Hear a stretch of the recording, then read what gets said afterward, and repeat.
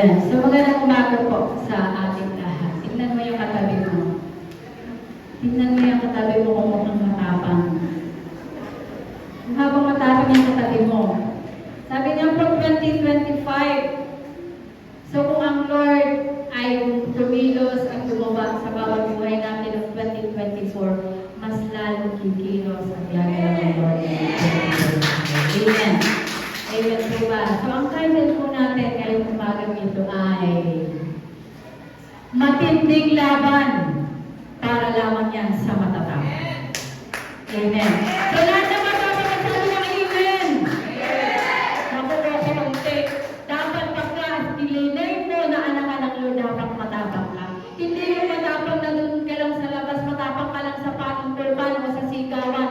Dapat matapang kang magpuri. Dapat matapang kang magsalita ng salita ng ating Panginoon. So sa lahat ng matapang, masabi ng amen. So sino may matinding laban, masabi ng praise the Lord. Ito na nga ang sinasabi ng Lord. Sabi ng Lord, kaya nga sisimulan ng Lord sa 2025, kailangan palaban ang aking mga anak. Hindi ko sisimulan na kailangan lalambot-lambot ang mga anak ng Lord. Kailangan palaban po tayo sa dating ng 2025. Mahaba-haba pa po itong lakbayin natin. Pero piniprepare na po tayo ng Lord. Sa unang linggo pa lang, kailangan matapang na po tayo lahat. Sabi nga sa Santiago 1 verse 3 to 4. Dapat ninyong malaman na nagiging matatag ang inyong pananampalataya sa pamamagitan ng mga pagsubok. At dapat kayong magpakatatag hanggang wakas upang kayo'y maging ganap at walang pagkukulang. Amen po ba? Matatag pa po ba yung pananampalataya mo? Medyo naman, wewendang-wendang pero meron pa naman. Amen po ba? Sinong nasa kapagsubukan ngayon? Kakaunti. Tanong ko ulit, sinong matapang ngayon? Subukan mong magpakatatag para maipakita ng Lord kung gaano kakatapang bilang anak niya. Amen po ba? Amen po. Yung mga bagay na kinakaharap po natin, lahat po tayo ay may battle. Sabi nga po nung inawit na battle na natin ganito, the battle is yours. The battle is belong to God. Amen. Yung anumang laban mo sa buhay, personally, financially, emotionally, spiritually, family, lahat po yan ay battle ng ating Panginoon kung ibibigay lamang po natin sa ating Diyos na buhay. Amen po ba? Yung kung pananampalataya natin ay matitest sa mga pagsubok na meron po tayo. Amen po ba? So, sino nasa kapagsubukan ngayon? Sino may problema ngayon? Meron pang mangilan-ilan. Amen. Kaya pala minsan, nanlalamig tayo sa pananampalataya. Kaya pala minsan, nawawala tayo sa church. Kaya pala minsan, ayaw na natin magsimba. Akala natin meron pa tayong faith, pero nanlalamig na yung ating pananampalataya. Ibig sabihin nun, hindi pa ganoon katatag yung ating pananampalataya. Kapag matatag na talaga yung pananampalataya natin, kahit anong dumaan na bagyo, mananatili tayo nakatayo. Amen po ba? Sabi nga ng Lord, ang tunay na ginto ay dinadalisay. So sabi sa ating verse na nandyan, sa 1 Peter 1 verse 7, ang ginto, bagamat nasisira, ay pinapadaan sa apoy upang malaman kung talagang dalisay. Gayun din naman, ang iyong pananampalataya na higit na mahalaga kaysa ginto, ay sinusubok upang malaman kung ito'y talagang tapat. Sa gayon kayo papupurihan, dadakilain at parangalan sa araw na mahayag si Jesucristo. Amen po ba? So, isinahalintulad po tayo bilang mga Kristiyano sa isang ginto. Mapapatunayan po natin ginto, na tunay na ginto ang isang ginto talaga kapag yan ay dumaan sa apoy. At mapapatunayan mo yung katabi mo kung tunay na Kristiyano yan, kung dumaan yan sa pagsubok, pero nananatili sa presensya ng ating Panginoon. Sabihin mo sa katabi mo, tunay ka pala.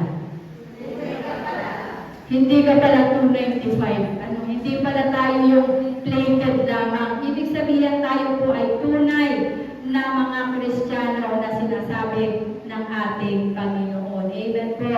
So sabi nga, dadaan po tayo sa apoy, dadaan po tayo sa maraming pagsubok nang sa gayon, mapatunayan totoo ka. Totoo kang naglilingkod at totoo kang naniniwala na mayroong Diyos. Amen. Kaya nga sa dadaan tayo sa napakaraming pagsubok. Yung dinadaanan ng katabi mo, sasabihin mo, ay hindi ko kaya yan. Pero pagka sa iyo dumaan yan, ay kaya ko din pala. Hindi lamang po natin kaya yung bawat kapagsubukan kapag wala pa po tayo sa sitwasyon. Amen. Pero kapag nandulo na tayo, kakayanin at kakayanin po natin. Kaya nga laging pinapaalala ng Lord, kapag ikaw ay mahina, humingi ka ng lakas sa ating Panginoon. Huwag ka hihingi ng lakas dyan sa katabi mo. Humingi ka ng lakas sa ating Panginoon. Alam niyo po ba na ang pagsunod sa ating Panginoon ay may pagpapala? Ang pagsunod sa ating Panginoon ay may healing. Ang pagsunod sa Lord ay may miracle. Sabi nga ng Lord, kailangan mo mag-moving forward. Huwag kang mananatili lamang na ganyan ka. Kailangan makita po natin yung purpose natin dito sa ibabaw ng mundo. Hindi ka lamang binuhay ng Lord para huminga, kumain, magtrabaho. Binuhay tayo ng Lord at kaya buhay ka pa ngayon dahil gusto ng Lord makita mo yung purpose mo na hindi ka mawawala dito sa ibabaw ng mundo ito, na hindi mo nalaman kung ano yung kadahilanan bakit ka binubuhay ng ating Panginoon. Amen po ba? Sinong nasaktan na dito? Amen. Sinong pagod na? Walang pagod? Praise God! So sabi nga po, lahat po tayo ay nasaktan, lahat po na tayo ay napagod, lahat po tayo ay nanlalamig sa pananampalataya. Pero dapat ang mga Kristiyano ay merong victory attitude. Yung palaging ang pagtatagumpay sa puso po natin ay lagi natin ilalagay. Hindi po tayo yung mga Kristiyanong talunan. Tayo po yung Kristiyano mananagumpay. Kaya nga sa title po natin, ang matinding laban ay para lamang sa matatapang. Sabihin mo sa katabi mo, matapang ka pala. Kaya ka nga nandito dahil kung hindi ka matapang, wala ka dito ngayon. Tayo yung iba, wala kayo. Hindi kasi sila naging matapang para ilaban ang Lord ngayon. Amen. Pero alam ko naman may purpose ang Lord sa bawat buhay ng bawat isa. Amen po ba? Alam niyo po ba na kahit nandito ka ngayon, kahit nakaupo ka ngayon, kahit nakikinig ka ng preaching, hindi mo alam, gigil na gigil ang demonyo dyan sa tenga mo. Huwag kang maniwala dyan. Ang gusto ng demonyo, ibagsak ka. Ang gusto ng demonyo, talunan ka. Ang gusto ng demonyo, nagmumok mo pa. Ang gusto ng demonyo, lagi kang walang pag-asa. Yung kahit anong gawin ng demonyo sa'yo, kahit kapag sipa-sipahin ng demonyo, kahit kapag tadyak-tadyakan o sampal-sampalin ng demonyo, ilaban mo yung purpose ng Lord sa buhay po natin. Ilaban mo yung Diyos sa buhay po natin. Huwag kang hayaan na sisipahin ka lamang ng demonyo. Kailangan mailaban mo ang Lord sa bawat buhay at minuto ng ating mga sarili. Amen po ba? Kahit si Jesus Christ nakaranas ng maraming persecution, Diyos na siya ha, nakaranas siya ng pagtuligsa, ng pagdudura, ng pang-alalait. Ano pa ba yung naranasan natin na hindi naranasan ng ating Panginoon? Kaya nga ang Lord, alam na alam ng Diyos kung ano yung pinagdaraanan mo. Alam na alam ng Lord na nasasaktan ka. Alam na alam ng Lord na pagod ka na. Pero sabi nga ng Lord, alam ko na dadaan ka sa mga apoy na yan, dadaan ka sa pagsubok na yan, pero tandaan mo, kung ang kamatayan ay pinagtagumpayan ko, walang hindi ka kayang kapagtagumpayan kapag ang kasama mo ay ang ating Panginoon. Dapat makita mo yung purpose mo, hindi ang purpose mo lamang ay papogi ka dyan, paganda ka dyan, hindi yun ang purpose natin. Alam ko pogi kayo, alam ko maganda kayo, pero ang makita natin, yung mas malalim na purpose ng Lord sa buhay natin. Ang purpose ng Lord sa sangkatauhan, going to the whole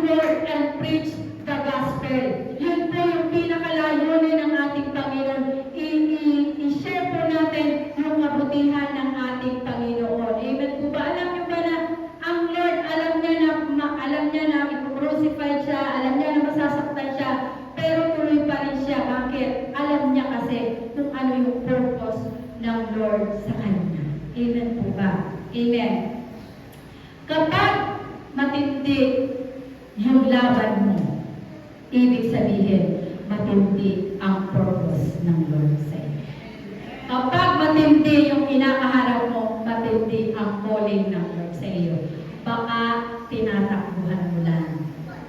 Walang, sabi nga, ang pagkatawag po ng Lord sa atin, irrevocable. Wala na pong bawian. Kung ikaw ay usher, galingan mo sa pagiging usher. Kung ikaw ay teacher, galingan mo sa anumang ministeryo na meron ka. Sa bawat ginagawa natin sa Lord, gagalingan mo, ibibigay mo yung the best mo. Dahil sa tuwing kayo'y maglilingkod, sa tuwing tayo maglilingkod sa Lord, lagi yung iisipin, baka ito na yung huling service ko.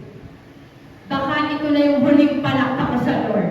Paano ka papalakpak kung ito na yung huling palakpak mo sa Lord? Ganito lang ba, Lord? Ito yung palakpak ko. Paano ka sisigaw ng hallelujah kung ito na yung huling hallelujah mo? Kita nyo, hindi kayo maka-hallelujah dahil takot kayong mamatay? Kapag ito na yung huling palakpak mo, paano ka papalakpak sa Lord?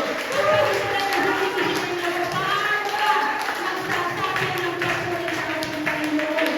Sigurado ko sa inyo kapag nalaman nyo na ito na yung huling minuto mo, hindi ko alam kung paano ka magpupuri, sasayaw, lulundag at pagpapasalamat sa Lord o hihingin sa Lord, Lord, pwede bang bukas na? Pero pagka dumating yung oras na nandiliyan na yung pagtawag ng Lord sa atin, nawa, madatnan tayo ng Lord na tayo ay gumagawa sa kanyang ubasan. Nawa ay hindi tayo nandoon sa mundo sa kalayuan. Nawa ay nandoon tayo sa presensya ng ating Panginoon. Amen po ba? Ulitin ko. Anong title natin? Ang matinding laban para sa matatapang. Kaya sabihin mo sa katabi mo, huwag kang tuwag. Huwag kang tuwag. Pumalakpak ka sa Lord. Huwag kang tuwag. Pumalakpak ka sa Lord. Huwag kang matakot. Hallelujah, Lord. Hallelujah, Jesus. Huwag kang tuwag. Ang pagpupuri sa ating Panginoon na pinipigilan mo yung sarili mo ay isang karuwagan sa ating. Bakit ka mahihiyang pumalakpak? Ang Lord na nagbigay ng hininga sa iyo. Bakit ka nahihiyang sumigaw? Ang Lord na nagpupukay ng buhay na iyo. Bakit ka nahihiya? Hallelujah, Lord. Hallelujah. Kaya nga, huwag kang mahiya. Huwag kang matakot. Sabi nga dito sa Rizal Extension Church, ito daw yung worshiper Extension Church. Bakit? Paano magpuri ang mga taga Rizal Laguna? Hindi tayo nahihiya. Kahit yung mga lalaki natin, pag sinabi mo magpupuri sa Lord, magpupuri sa Lord yan eh. Pag yung mga babae natin, pag sinabing sasayaw, lulundag, bakit? Alam natin na hindi tayo sa tao naglilingkod, hindi sa Christ buhay, nagsigaw ang lahat sa atin. Amen po ba? Sinong may ubas noong bagong taon? O, di kayo na ang mayaman. Amen. So, sa lahat ng may ubas, kapag piniga mo ang ubas, anong lalabas? Yung katas. At kapag lumabas yung katas, doon makukuha yung tunay na wine na masarap na masarap. So, parang ikaw, hanggat hindi ka nakakaranas ng pagpiga, ng pag-crush, ng pag-press ng Lord, hindi lalabas yung potential mo, hindi lalabas yung talent mo, hindi lalabas yung gift na binigay ng Lord sa iyo. Kaya nga nilabas na yung gift mo eh. Yung Thanksgiving. Amen. Hindi ko akalain, Sister Sherwin, napakagaling. Praise God. Amen. So bakit? Praise siya ng Lord. Bakit? Talent na ibinigay niya isa. Hindi ko akalain na ganun ka-sexy si Brother Matthew. Praise siya ng Lord. Bakit? Ibinigay ng Lord sa kanya yung talent na yun. Amen. So hanggat hindi tayo napapress o nakaprush ng Lord ng talagang matigil, hindi lalabas yung potential po natin bilang mga Kristiyano. Amen po ba? There is anointing in crushing. There is anointing in pressing. Kung gusto mo ng anointing sa Lord, magpag-iik ka sa Lord. Alam mo yung giik? Magpag-iik ka sa Lord. Kung gusto mo ng anointing, magpag-iik ka sa ating Panginoon. Ang anointing hindi lang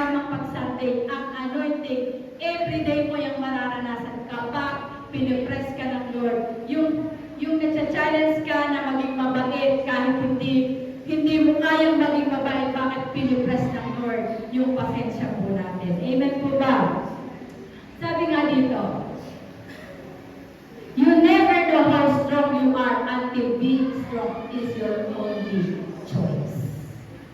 Hindi mo malalaman na ikaw ay matapang o malakas hanggat yung kalakasan na lamang yung choice na mayroon. Amen po ba? Hindi mo malalaman kaya mo yung problema mo kung wala ka ng choice kundi harapin yung problema ang kinakaharap mo natin. Amen po ba? Hanggat yung choice natin, wala tayo kasing choice pagka nandun tayo sa sitwasyon na hindi natin gusto at hindi natin alam. Wala tayong magiging choice kundi ang maging malakas naman. Amen po ba? Amen. Nakikita niyo po ba yung gitara na ito na nakasabi? Yung drums na yan. Masarap ba siyang pakinggan? Naririnig niyo yung tunog? Kung naririnig kayo, hindi ko naririnig. Naririnig niyo ba yung tunog ng gitara? Naririnig niyo yung gitara ngayon? Baka ako lang yung bingi. Naririnig niyo ba yung gitara ngayon? So, walang saysay ang gitarang maganda kung nakasabit lang siya. So, walang saysay ang isang Kristiyano kung nakaupo lamang sa simbahan. Hanggat hindi ka nagpapagamit sa Lord, hanggat hindi kinakrush ng Lord, hindi ka magiging maganda sa harapan ng ating Panginoon. Amen po ba? Amen. Dahil sa crushing, sa pagpapagamit sa Lord, doon lumalabas yung anointing. Amen po ba? Amen. Kaya yung pagkapigang-piga ka na, yung sagad ka na sa problema, tandaan mo, huwag kang hihinto. Malapit na yung pagpapala. Nandito na. Huwag kang bibitaw. Huwag kang susuko. Sabihin mo nga sa Lord, sige, press me more. Giigin mo pa ako, ipitin mo pa ako. Bakit? Alam mo, nandito na yung pagpapala.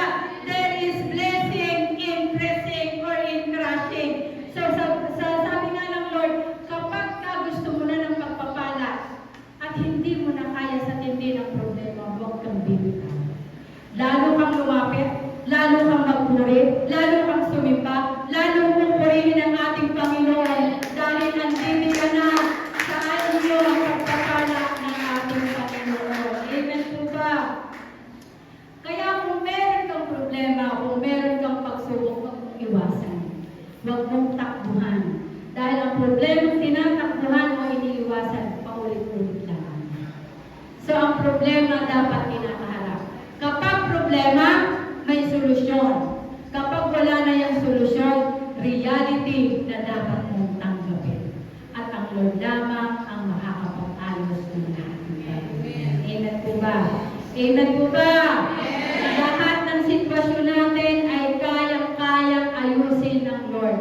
Hindi aksidente na ikaw ay may problema. Sinasadya yan ng demonyo. Gustong-gusto yan ng demonyo. Bakit? Intentional ng demonyo na pagkapangit ka sa problema. Na sa gayon, hindi mo makita yung inihanda ng Lord sa iyo para sa future. So kapag nandidiyan na yung matinding trials, huwag kang hihinto. Malapit ka na sa victory. Malapit ka na sa victory. Amen po ba? Sabi nga dito, no permanent pain. Wala pong nananatili sa yung sakit ng puso, ng bulsa, ng espiritual, ng buong pagkatao natin. Amen. Kung alam mo yung purpose ng pain na yan. Pero kapag hindi mo alam yung purpose ng pain na yan, hindi ka makakaalis. Palagi mo sasabihin, ang sakit kasi, hindi mo kasi naranasan. Hindi ko po ina-underestimate yung mga naranasan o nararanasan ninyong lahat. Kanya-kanya po tayo ng kinakaharap. Pero sabi nga, kapag ka ikaw ay nasa pain o nasa mga struggle, mahirap mong maintindihan na kalimutan mo na yung sakit. Mahirap po yun. Hindi po yun madali. Pero sabi nga, kapag naintindihan mo yung purpose ng pain na meron ka, makakamove forward. At tulad dyan ng sino nag-gym. So sa lahat mo na nag-exercise,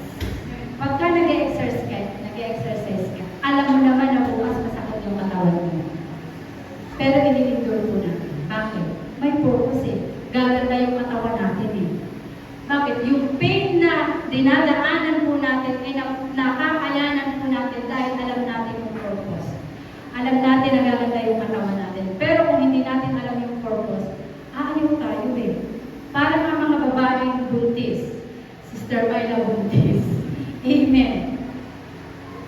Alam niya na masakit manganak. Pero alam niya yung purpose ng panganganak. Na pagkatapos nito, may panibagong biyaya na ibibigay ng Lord. Kapag alam mo yung purpose ng pain mo, hindi ka manghihinawa sa ating Panginoon. Kaya yung pain na nararamdaman mo, hanapin mo yung purpose ng Lord sa pain na meron po tayo. Dahil sabi nga ng Lord, lahat ng pain na nararanasan ninyo may purpose yan sa buhay nyo. May itinuturo po sa ating lahat. Kailan ka ba nagdesisyon? Nasusunod na talaga ako sa Lord. Masusunod na talaga ako sa Lord. Yung minsan kasi yung desisyon natin, madaling sabihan. Para ngayon, 2025, magdadiet na talaga. Yan yung pinaka-trendy. Ngayon, 2025. Yung magdadiet ako. Pero, it's a joke. It's a prank. Amen po ba? So, kailangan natin ng motivation. Kailangan natin ng determinasyon. Dapat, kapag ikaw ay desidido na gusto mong pumayat, ihanger mo yung small size mong damit. Ihanger mo lagi dyan sa hapagkainan mo. Paano kakasya ito kung dalawang rice ang kakainin ko? Paano kakasya ito sa akin kapag marami akong kumain? Amen po ba? Yung desisyon po natin ay hindi sapat para pumayat. Yung desisyon po natin maging Kristiyano ay hindi sapat para magbago tayo. Ang desisyon ng Lord, yung mangyayari sa buhay natin para po tayo ay magbago. Amen po ba? Amen. Kapag yung mga bagay na hinihintay natin sa ating mga buhay. Sino po naghihintay ng mga prayer request sa Lord? Noong 2024, hindi pa naganap, pero ngayon 2025, dapat may victory attitude ka na, Lord. Alam ko, ibibigay mo sa akin ngayon. Dahil na ang matinding laban ko noong 2024, pagtatagumpayin mo ako ngayon, 2025. Dahil inilaban kita at inilalaban mo din ako. Amen po ba? At yung delay is not denial. Yung pong delay na blessing ng Lord sa iyo, hindi ibig sabihin ayaw bigay ng Lord sa iyo.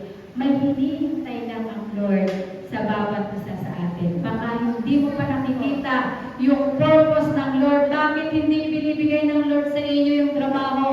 Bakit hindi binibigay ng Lord sa iyo yung hinihingi mo? Bakit hindi binibigay ng Lord yung kagalingan na para sa iyo?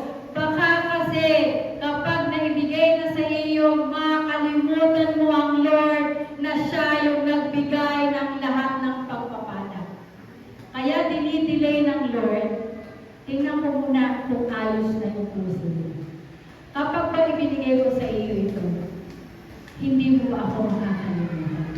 Hanggat hindi mo ayos ang puso natin sa ating Panginoon, hindi mo natin matatanggap yung pagpapala na hinihintay po natin. Sabi sa 2 Corinthians 4 verse 1, dahil sa habag ng Diyos, ibinigay niya sa amin ang paglilingkod nito, kaya hindi humihina ang aming loob. Amen. Kaya nga sabihin ko sa katabi mo, huwag kang panghinaan ng Lord. Yung nararanasan mong sakit, yung nararanasan mong problema, may purpose yan. Hanapin mo yung purpose ng Lord para sa ganun, yung pain na meron ka ay mararamdaman mo na ang kasama mo ay ang ating Panginoon. Amen po ba? Sino gusto ng pain? Abay, siyempre, wala. May bala kayo kung gusto nyo. Sino gusto ng pain? Wala pong tao na gusto ng nasasaktan. Pero, ang lahat ng bagay ay napapahintulot po sa atin. Amen po ba? Amen. Kaya nga po, sa tuwing meron kang pinagdaraanan, lagi mong isipin, Lord, ano po yung purpose mo? Hanapin mo yung purpose ng ating Panginoon. Kapag nakita mo yung purpose ng Lord doon, sa pain na meron ka, hindi ka magagalit sa Lord. Hindi ka magtatanong sa Lord. Hindi ka magdadoubt sa Lord. Bakit? Alam mo, yung pain na nararanasan mo ay para sa ikabubuti po. Dahil pinaparanas ng Lord yan, para po meron tayong matutunan.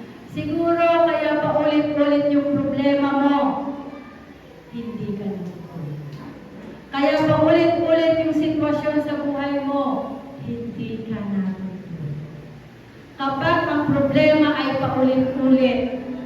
Sino may problema paulit-ulit? Ibig sabihin, may tinuturo ang Lord sa atin. Ibig sabihin, hindi ka pa natuturo. Amen. Amen po ba? Yung anak natin, yung baby natin, halimbawa yung mga nanay dito, yung mga nanay natin, di ba sasabihin ng mga doktor kailangan ay babakunahan. Pero alam natin ang sakit yun. Pero ibibigay pa rin natin sa ating mga pababakunahan pa rin natin. Bakit? Alam natin na yung pain na yun ay makakabuti sa kanya.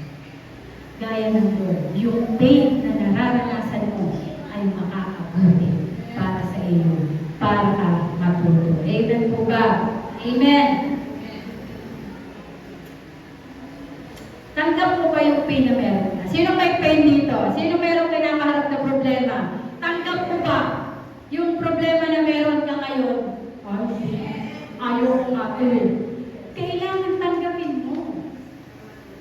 Kapag hindi mo tinanggap, in denial ka, hindi makakakilos ka. Paano ka, ganito kasi yun, paano mo pagagalingin ang nilalagnat kung hindi siya naniniwalang siya ay may lagnat? Halimbawa, alam ko nilalagnat si Sister Badel, bibigyan ko siya ng biogesic, pero hindi siya naniniwalang nilalagnat siya, hindi siya ikinom.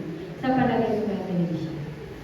So hanggang hindi tayo naniniwala na may mali sa bawat buhay natin, hindi po tayo maaayos sa harapan ng ating Panginoon. Amen. The pain will remain painful until you didn't see your purpose. Hanggang yung pain ay hindi mo nakikita yung purpose sa buhay mo, mananatili siyang masakit sa iyo. Pero kapag nakita mo yung purpose ng pain na yan, mapapalaya mo. Ay, kaya pala, may tinuturo pala ang Lord sa akin. Sa mga asawa natin, hindi gusto natin magbago yung ating mga asawa. Gusto natin na sana bumait na siya. Pero sana bumait muna tayo bago yung asawa natin. Gusto ko ganito, kagaya ko siya nagsisimba. Sana tayo muna yung magbago. Dahil kapag may nakitang nabago ang asawa o pamilya natin sa atin, sila mismo yung maghahanap ng church na sinasamba at pinupuntahan ko natin. Ibig sabihin, wala kang nakikita ang nagbabago sa bawat isa sa atin. So kapag gusto po natin na meron tayong madala o masolve sa harapan ng Lord, pag-pray muna natin yung sarili natin, huwag yung kaluluwa, yung sarili po muna natin. Ang ipag-pray natin na, Lord, baguhin mo po. Ayusin mo po ako. Hindi yung Lord, ayusin mo po siya na siya'y magsimba. Hindi. Ayusin muna tayo para siya, ang Lord, yung kikilos sa Kanya. Hindi ikaw. Hindi ako, hindi tayo, kundi ang ating Panginoon. Amen po ba? At lahat ng pain na nararanasan po natin, hindi yan nawawala ng kabuuan sa harapan ng ating Panginoon. Sabi sa 2 Corinthians 4 verse 16, kaya't hindi kami nasisiraan ng loob. Kahit na humihina ang aming katawang lupa, patuloy namang pinalalakas ang aming espiritu araw-araw. Ang bahagya at panandaliang kapighatian na dinaranas namin ngayon ay magbubunga ng kagalakan, walang hanggan at walang katulad. Kapag napagtagumpayan mo yung pain na nararanasan po natin, ang pangako ng Lord, magbubunga ng kagalakan, walang hanggan at walang katulad. Amen po.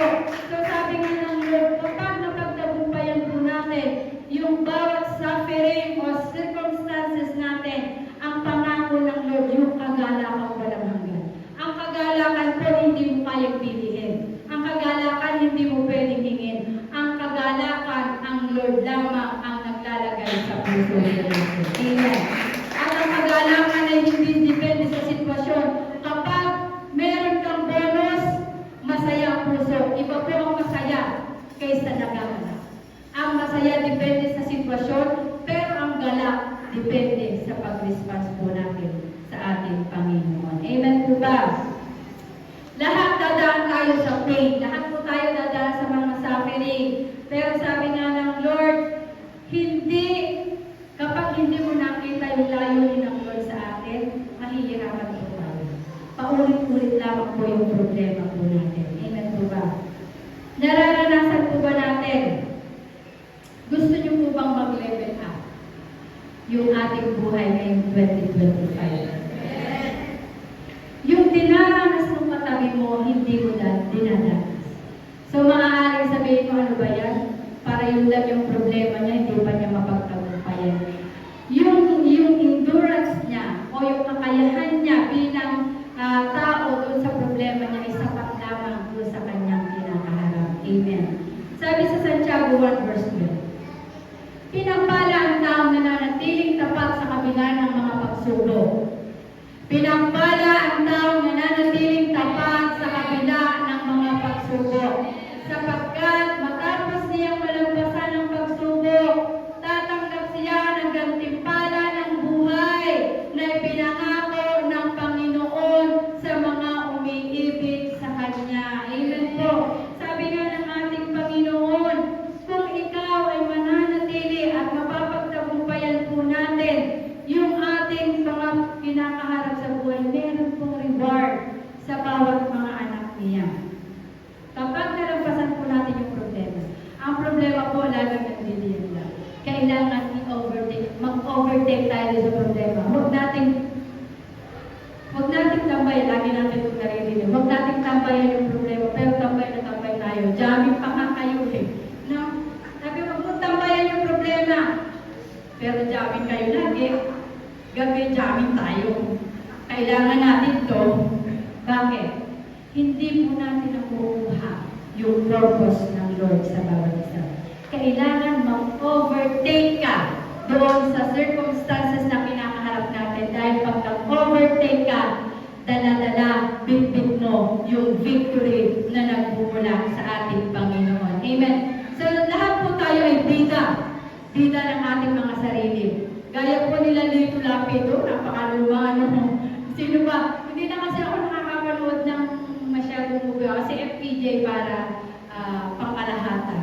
Si FPJ, kita niyo pagka nanood yung pelikula ng FPJ, pagka yan ay sa simula ng pelikula, lagi yung bukbok, lagi yung talo, lagi yung tumba. Pero pag matatapos na yung pelikula, siya yung palaban, siya yung nananalo, siya yung may dala ng victory para ikaw.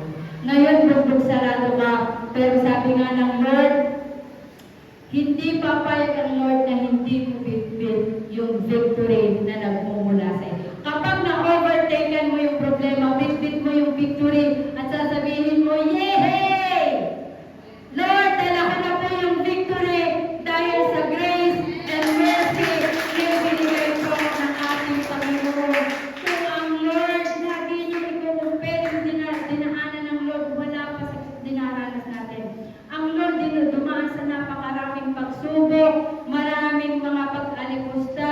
Pero after 3 days, nabuhay na magmuli at ibinigay yung salvation na meron ka ngayon, yung gospel na tinanggap mo para magkaroon ka ng buhay na walang hanggan, ay ginuha ng Lord yung lahat ng battle na meron po tayo. Halimbawa, ipa-flashback natin mula January 2024. Meron pang ginawang mabuti ang Lord sa buhay po natin. Meron pang inaayos ang Lord sa buhay po natin. Nag-provide po ba ang Lord sa atin? Nagkasakit ka pero pinagaling ka ng Lord. Wala kang trabaho pero hindi ka binulong ng Lord. Wala kang pera pero hindi ka katulang. Alalahanin mo kung paano naging mabuti ang Lord noong 2024. Hindi po lahat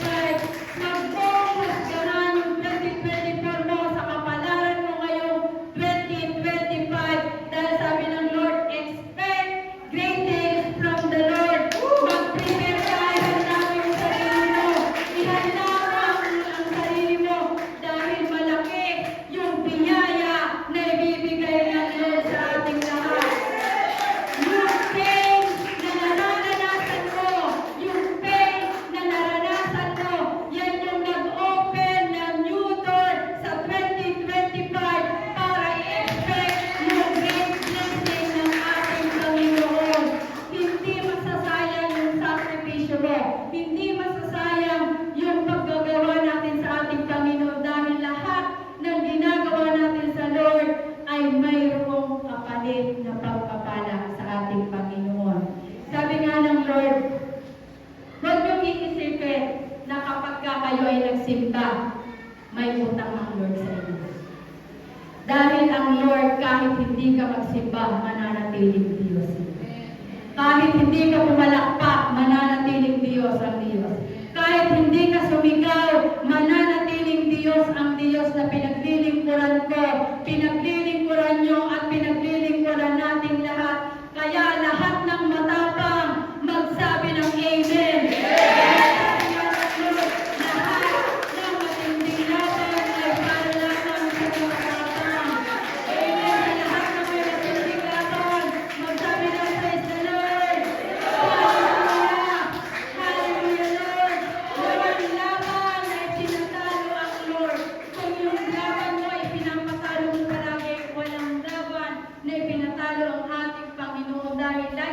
Sabi sa inyo, kung ang kamatayan ay pinagtagumpayan ng Lord, ano pa yung problema na kinakaharap mo? Problema sa family, sa asawa, sa anak, sa kahit anuman, sa pera, sa spiritual, walang anumang problema na hindi kayang pagtagumpayan ng Lord. Hindi papayag ang Lord na hindi mo ipapanalo ang laban mo. Kaya nga, kung ang Lord ang kasama mo, matapang ako, Lord. Kapag ang Lord ang kasama mo, panalo ako, Lord.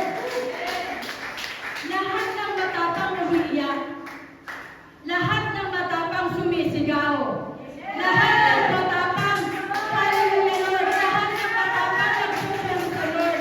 Lahat ng matapang nagpapanalangin sa Lord. Lahat ng matapang ay nagsusurrender ng buhay sa ating Panginoon. Dahil hindi kahinaan ang harapan ng Lord ang lumuha. Dahil katapangan sa harapan ng Lord na lumuklag ang luha ng isang mga. Hindi po kahinaan na makita natin ang bawat isa na umiiyak sa harapan ng Lord.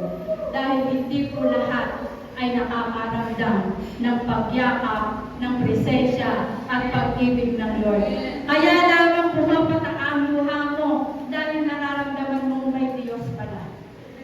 Nararamdaman mong kaya ka pa rin palang yakapin ng Lord. Nararamdaman mong kaya ka pa rin pagalingin ng Lord. Nararamdaman mong kaya ka pa rin gamuhin ng Lord. Hindi lamang ikaw, kundi ang buong Panginoon natin.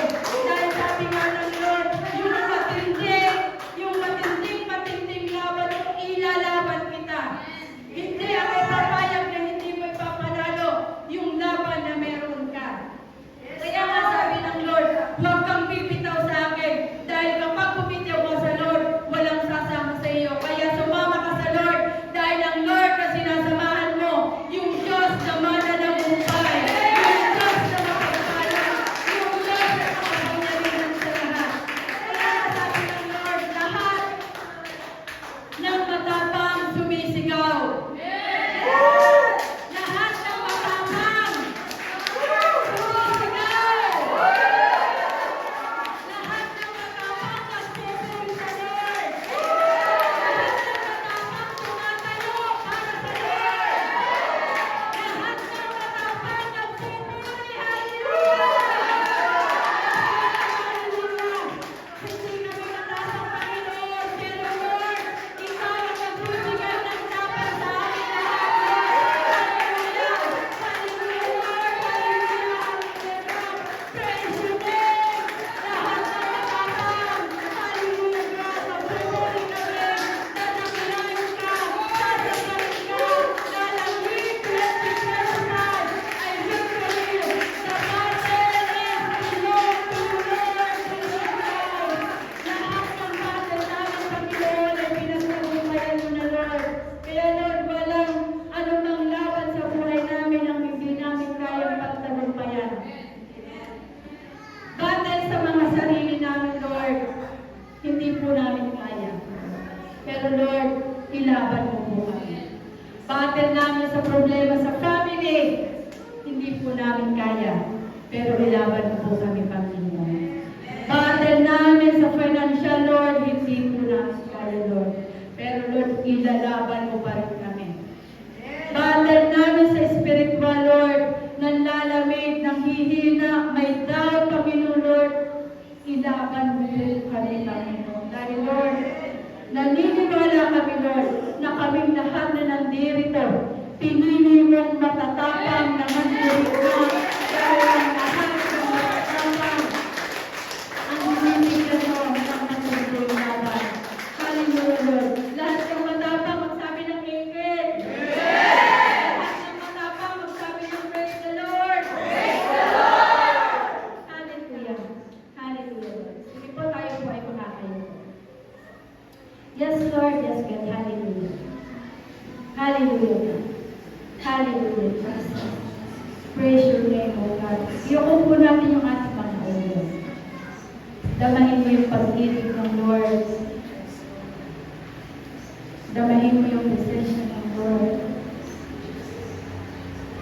Damahin mo kung paano kami nakahabagan ng ating kailangan. Hindi man tayo kamahal-mahal, hindi man tayo kasipibig, hindi man tayo karapat-dapat sa harapan ng ating Panginoon.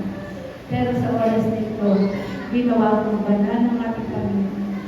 Ginawa tayo karapat-dapat para masaya tayo na masabi na Lord, matapang ako sa ating kasama. Matapang akong haharapin ang 2025, Lord. Dahil sa samahan mo ako. Matapang akong haharapin ang 2025. Ano man ang sitwasyon, ano man ang circumstances namin, Panginoon, ano bang struggle na meron kami, Lord. Ilaban mo po kami, Panginoon. Dahil, Lord, tulungan po kami lahat, Lord, na mailaban kami namin, O God. Huwag po po hayaan, Lord, na matay kami ng problema para hindi ka po namin mailaban. Huwag po po hayaan na matay kami ng anumang karamdaman para hindi ka po namin mailaban. Huwag po po hayaan na matay kami ng problema ng pamilya para hindi ka po namin mailaban. Dahil, Lord, araw-araw inilalaban mo po kami, O God. Kaya kami lahat ay buhay pa. Umaasa kami, Panginoon, sa pagsama mo, sa bawat isa sa aming lahat, O God. Wala mo akong nais, Panginoon. Sa 2025 na ito, O God. Kundi pagpalain mo po ang lahat ng nandito mo. Physically, emotionally, financially, higit lalo ang spiritual namin buhay, Panginoon. Dahil, Lord, kulang ang lahat na ginagawa namin. Kulang ang puso namin, Panginoon. Kulang kami bilang tao, Panginoon. Pero, Lord, Ikaw po yung mas kapatid sa aming mga buhay. You are more than enough to us, O God.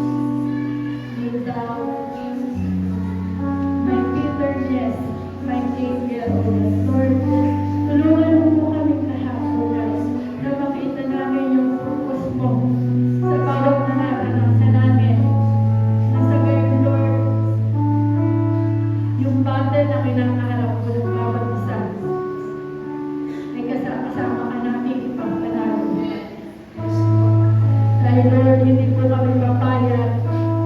Nalalabas kami ng templo ko na hindi ka po namin ipinalalo. Lord, salamat Panginoon. Walang hanggang masasalamat. Hindi sa kapat Panginoon. Nasalita salamat, O God. Para ibalik po namin sa iyo sa kabutihan mo sa aming buhay. Hindi man kami nagiging mabuti sa iyong harapan. Marami kami kasalanan. Marami kaming pagkukulang. Pero Lord, dahil ikaw sapat magbigay ng biyaya sa aming lahat. Hindi namin deserve, Panginoon, na tumawag sa iyo ng Ama-Ama. Pero binigyan mo kami ng karapatan na maging anak mo, Panginoon. Kaya Lord, salamat po sa lahat na nandirito. Ibuhos ko po ang kasaganang pagpapala na kailangan ng bawat isa. Palakasin mo po kami, physically. Kung sino man po yung nakikita, Lord, ikaw yung maging kalakasan nila, O God. Kung sino man yung may matinding pagsubok, Panginoon, ikaw ang sumama, Panginoon, para mapagtagumpayan ang lahat ng pinangarap ng bawat isa, O God. Dear Lord, kung kami ay pinapanalo mo ngayong araw na ito, ipapanalo mo rin yung family namin, O God. Ipapanalo mo rin ang lahat ng nasasakupan namin kami. Ipapanalo mo rin ang anumang kabat ng iyong mga anak sa oras. Kaya Lord, salamat po sa araw na ito, Lord. Dahil Lord, kami po ay victory lang sa pangalan ng Ama. Hallelujah, Lord. Hallelujah, God. Praise the name of Jesus. Hallelujah. Hallelujah.